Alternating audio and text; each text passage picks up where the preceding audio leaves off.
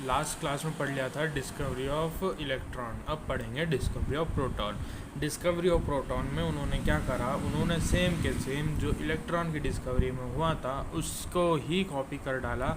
बस यहाँ पे एक छोटा सा फ़र्क क्या आ रहा है कि यहाँ पे उन्होंने वहाँ पर लिया था नेगेटिवली चार्ज को और यहाँ पे हम लेंगे पॉजिटिवली चार्ज पार्टिकल को।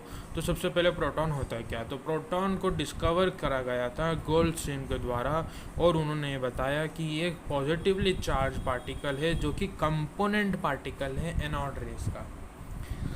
गोल्डस्टीन ने जो है फिर से एक डिस्चार्ज ग्लास ट्यूब लिया, उन्होंने जो भी कैथोड रे एक्सपेरिमेंट में या फिर बोलो जो जे थॉमसन ने कंक्लूड करा था एक्सपेरिमेंट को, उन्होंने वैसा का वैसा उनके एक्सपेरिमेंट में करा जिसे हम कहते हैं एनोड रे एक्सपेरिमेंट। उन्होंने सब कुछ कॉपी करा, उसके बाद उन्होंने क्या करा, उन्होंने इसकी भी प्रॉपर्टीज़ को स्टडी करा। इसकी प्रॉपर्टीज़ में उनको पहला पॉइंट जो है कैथोड रे जैसा ही मिला कि जो एनोड रेज रहती है वो ट्रेवल करती है स्ट्रेट लाइन में।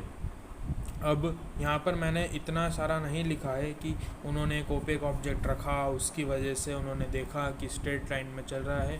मैंने डायरेक्ट पॉइंट्स लिखे हैं कि ये प्रॉपर्टीज़ हैं एक एनोड रेज की, बिकॉज दोनों कैथोड रेज और एनोड रेज की प्रॉपर्टीज़ सिमिलर है। सिमिलर टाइप के ऑब्जेक्ट्स रखे गए, सिमिलर टाइप के पैडलिंग व्हील्स रखा गया, बस फ़र्क इतना छोटी छोटी सी जगह पे आ जाएगा। जैसे कि अगले पॉइंट में कि एनोड रेज जो है वो एक मटेरियल से बना है, एक पार्टिकल से बना है जिसकी कुछ ना कुछ मास है, जिसका कुछ ना कुछ वेलोसिटी है।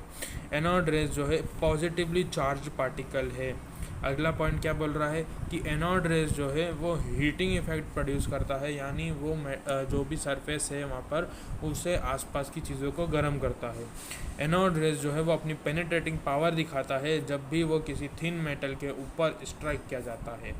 अगला कि एनोड रेज जो है वो अपनी आयनाइजिंग पावर दिखाता है जिससे वो जो गैस जो रहती है एक डिस्चार्ज ट्यूब के अंदर उसे वो आयनाइज कर देता है। अब अगला पॉइंट हमें ये बोलता है कि ये फोटो इलेक्ट्रिक प्लेट जो होती है, जब हम इसको एनोड रेज को उसके ऊपर डालते हैं तो फ्लोरोसिन प्रोड्यूस होता है। फ्लोरोसिन इन द सेंस एक ग्लो प्रोड्यूस होता है। अब यहाँ पर बात ध्यान देने वाली ये है कि कैथोड रेज जो है वो डिपेंड नहीं करती थी गैस के क्या नेचर है या फिर उसके अंदर किस टाइप का मटेरियल यूज़ हुआ है, पर यहाँ एनोड रेज जो है वो डिपेंड करेगी कि किस प्रकार का जो है आपका नेचर है गैस का।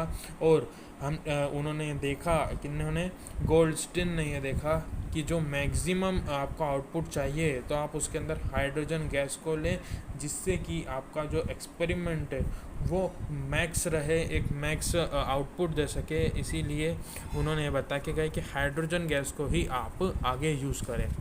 उन्होंने आप बाद में ये कंक्लूड करा कि जो गोल्डस्टीन कंक्लूड करके गए, हमने कैथोड रेज में देखा था कि उसका एक्सपेरिमेंट जो है विलियम क्रुक्स ने करा था, पर उसको कंक्लूड जो है वो जे थॉमसन ने करा था। पर यहाँ हम ये देख रहे हैं कि यहाँ पर उसका एक्सपेरिमेंट भी जो है गोल्डस्टीन ने करा था और उसे कंक्लूड भी गोल्डस्टीन ने करा था। ये कह सकते हैं कि गोल्डस्टीन का जो है आप बोल सकते हो कि वाइज था, मतलब बहुत ज़्यादा, कि उसने किसी और को जो है चांस नहीं दिया कि वो अपने एक्सपेरिमेंट को कंक्लूड कर सके या एक्सपेरिमेंट को परफॉर्म कर सके।